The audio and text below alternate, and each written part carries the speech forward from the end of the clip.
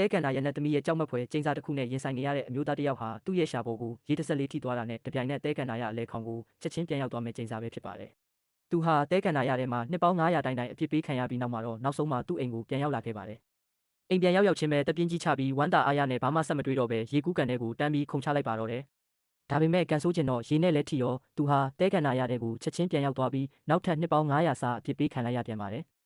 နောက်ထပ်နှစ်900ကြာသွားတဲ့အချိန်မှာတော့ကန်နာရတဲ့ကလမ်းမတစ်ခုပေါ်မှာသူဟာကားတစ်စီးကိုတားနိုင်ခဲ့ပါတယ်။ကားဆရာကသူ့ကိုရေတဖူးပေးလိုက်ပါတယ်။ရေစာလုံးလို့အသေးလဲဖြစ်နေတဲ့သူဟာအဲ့ဒီရေဘူးကိုယူပြီးတခါတည်းမောတောက်လိုက်တဲ့အခါမှာတော့မှန်းထားတဲ့အတိုင်းပါပဲတဲကန်နာရအလဲကိုချက်ချင်းပြန်ရောက်သွားပြန်ပါတယ်။ဒါပေမဲ့သူကတော့မျှော်လင့်ချက်မဖြတ်ပဲဆက်ပြီးစူးစမ်းနေခဲ့ပါတယ်။အချိန်အတော်ကြာပြီးနောက်မှာအဲ့ဒီကားကိုထပ်တွေ့ခဲ့ပေမဲ့ဒီတစ်ခါတော့သူကရေတောက်ဖို့ကိုလုံးဝငြင်းဆန်ခဲ့ပါတယ်။အဲ့ဒီလိုနဲ့အချိန်အတော်ကြာဖြတ်တန်းပြီးနောက်မှာတော့သူဟာအိမ်ကိုအောင်မြင်မြင်ပြန်ရောက်လာခဲ့ပါတယ်။ပင်မလုံးလို့ဆိုဖာပေါ်ပြစ်လဲချလိုက်တဲ့အချိန်မှာပဲရေပိုက်ခေါင်းကနေရေဆက်ကျနေတဲ့အတန်ကိုကြားလိုက်ရပါတယ်။သူ့စိတ်ထဲမှာရေစာတဲ့လောဘတွေတက်လာပြီးခွက်တစ်ခွက်ထဲကိုရေထည့်လိုက်ပါတယ်။ပြီးတော့ရေကိုလက်ချောင်းလေးနဲ့တို့ပြီးနှက်ခမ်းကိုဖြည်းဖြည်းချင်းထိကြည့်လိုက်ပါတယ်။အံ့ဩစရာကောင်းတာကဒီတစ်ခါမှသူပျောက်ကွယ်သွားခြင်းမရှိပါဘူး။ဒါကိုကြည့်ပြီးသူကကျိန်စာပြေသွားပြီလို့ထင်သွားပါတော့တယ်။ဝမ်းတာလုံးလို့သူ့ကိုယ်သူမထိန်နိုင်တော့ပဲရေတွေကိုအငမ်းမရတော့ပြီးတော့ရေကူးကန်တဲ့ကိုထပ်ပြီးခုန်ချလိုက်ပြန်ပါတယ်။ဒါပေမဲ့ရေကူးကန်တဲ့ရောက်ချင်းမှာပဲသူ့ရဲ့အပျော်တွေပျက်စီးသွားပြီးတဲကန်နာရတဲ့ကိုနောက်တစ်ခေါက်ပြန်ပို့ခံလိုက်ရပါတော့တယ်။အတော်ကြာအောင်ဒုက္ခခံပြီးရုန်းကန်ပြီးတဲ့နောက်မှာတော့သူဟာမြို့ထဲကိုနောက်တစ်ချိန်ပြန်ရောက်လာခဲ့ပါတယ်